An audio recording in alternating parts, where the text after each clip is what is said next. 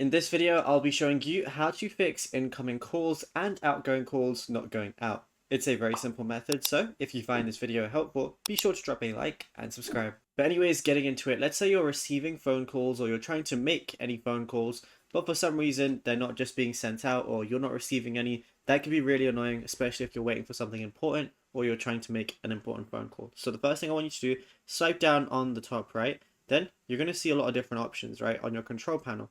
Firstly, you want to make sure that airplane mode is not on. If you have that on, you're not going to be able to send or receive anything when it comes to calls or anything like that.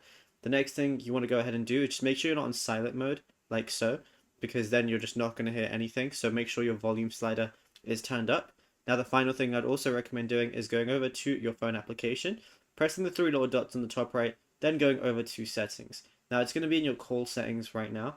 You're going to see a lot of different things here. You want to scroll down until you see supplementary services, and then you just want to go to call barring and make sure nothing is enabled in the call barring section. Then after that, restart your phone and then you should be good to go. Now, if you found this video helpful, be sure to drop a like and subscribe.